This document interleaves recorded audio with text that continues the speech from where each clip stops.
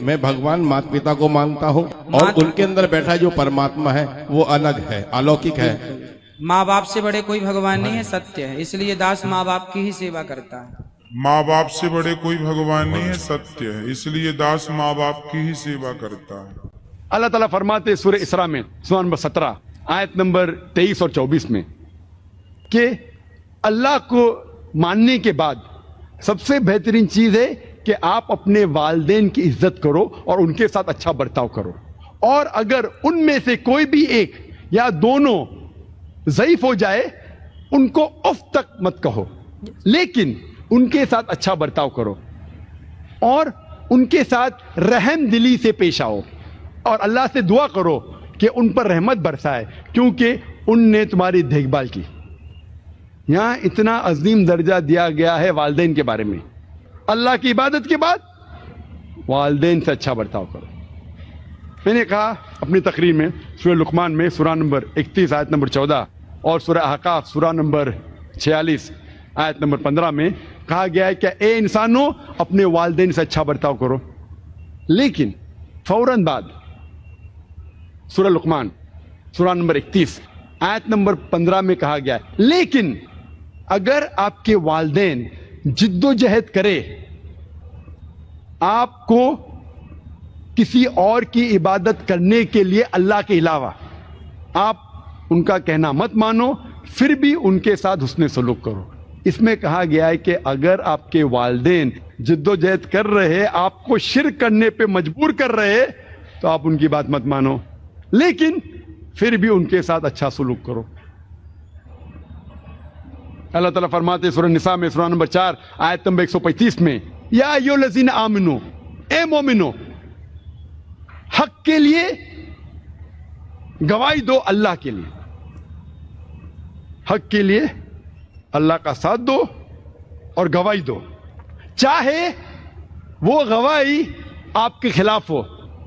چاہے آپ کے والدین کے خلاف ہو، چاہے آپ کے رشتہ دار کے خلاف ہو، چاہے غریب کے خلاف ہو، چاہے امیر کے خلاف ہو۔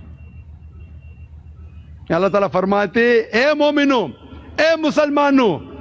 حق کا ساتھ دو، اللہ کے لیے گواہی دو، چاہے وہ آپ کے خلاف ہو، چاہے آپ کے والدین کے خلاف ہو، چاہے آپ کے رشتہ دار کے خلاف ہو، چاہے امیر کے یا غریب کے خلاف ہو۔ مطلب اپنے خلاف بھی اگر حق کی بات کرے، اگر آپ کا نقصان بھی ہو پھر بھی حق کی بات کرو، اللہ کا ساتھ دو، چاہے آپ کے والدین کے خلاف ہو اللہ کا ساتھ دو، چاہے آپ کے رشتہ دار کا خلاف ہو اللہ کا ساتھ دو، چاہے امیر یا غریب کے خلاف ہو۔ امیر کے خلاف بھی دینا پڑا تو اللہ کے لیے امیر کے خلاف گواہی دو۔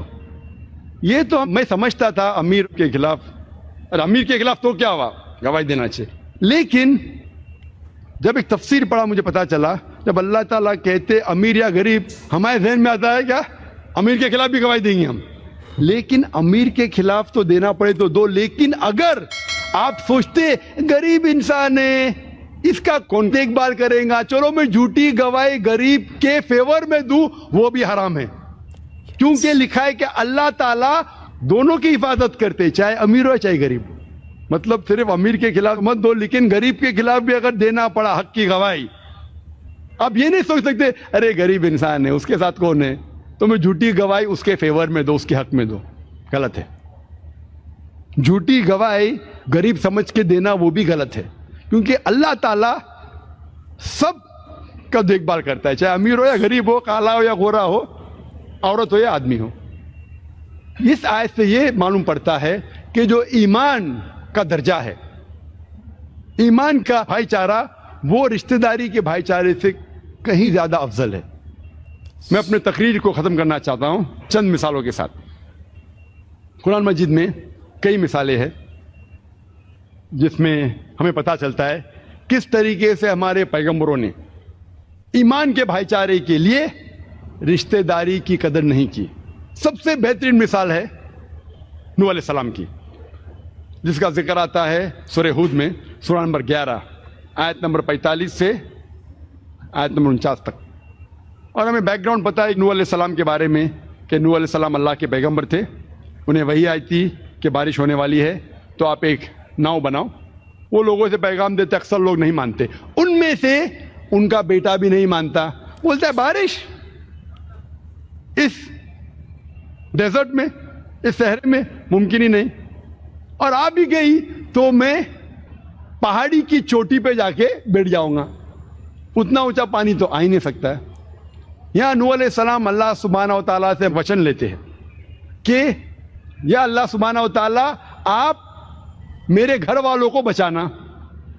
اللہ تعالیٰ وعدہ دیتے کہ میں تمہارے گھر والوں کو بچاؤں گا. پھر بارش آتی ہے,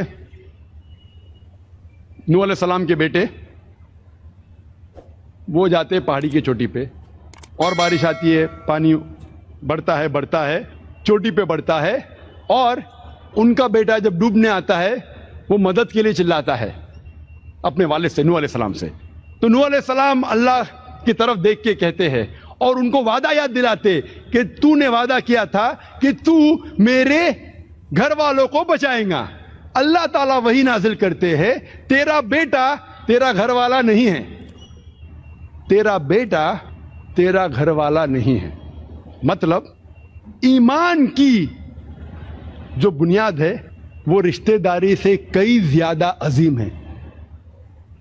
تو اللہ تعالیٰ یہ فرماتے ایمان والے تیرے گھر والے ہیں, تیرا بیٹا تیرا گھر والا نہیں ہے.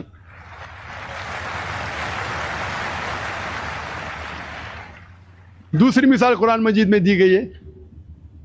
جو پیغمبر اپنے والد کے خلاف جاتے, جہاں ہم جانتے ہیں کہ ابراہیم علیہ السلام کے والد مشرک تھے.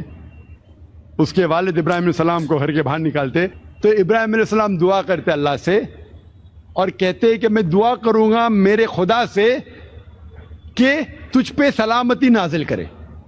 یعنی ان کا باپ ان کو گھر کے باہر نکالتا ہے, پھر بھی وہ اللہ کی عبادت کرتا ہے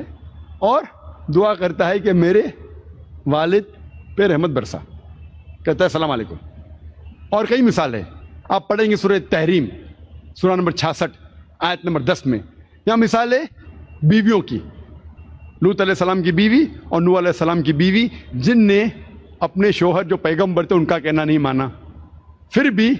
جو پیغمبر تھے نوح علیہ السلام اور لوط علیہ السلام حق پہ رہے, توحید پہ رہے. دوسری مثال ہے سورہ تحریم میں, سورہ نمبر 66 آیت نمبر 11 میں. یہ مثال ہے اس بیوی کی جو اپنے شوہر کے خلاف جاتی ہے, اور وہ شوہر اس وقت دنیا کا سب سے طاقتور انسان تھا, سب سے دولت مند انسان تھا. میں ذکر کر رہا ہوں بی بی آسیہ کے بارے میں. بی بی آسیہ کے بارے میں جو اہلیہ تھی فرعون کی, سورہ تحریم میں سورہ نمبر 66 آیت نمبر 11 میں بی بی آسیہ دعا کرتی اللہ سبحانہ و تعالیٰ سے, یا اللہ یا رب تو میری ساری دولت لے لے, اس کے بدلے میں ایک گھر تیرے قریب مجھے جنت میں دے. فرعون کی بیوی جو سب سے طاقتور انسان تھا, جو طاغوت تھا, اپنے آپ کو خدا کہتا تھا,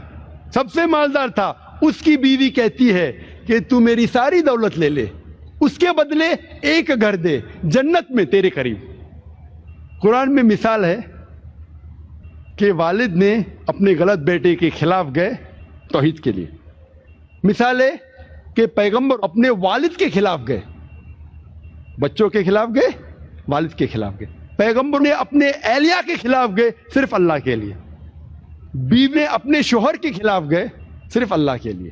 اس سے یہ ثابت ہوتا ہے کہ ایمان کا بھائی چارہ, توحید کا بھائی چارہ, ایک خدا کو ماننا اور اس کی عبادت کرنا, یہ بھائی چارہ سارے بھائی چاروں سے اونچا ہے, اور یہ ایک ہی بھائی چارہ ہے جس سے سارے دنیا کے لوگ ایک ہو. اور اس بات کے ساتھ میں اس تقریر کو ختم کرنا چاہتا ہوں.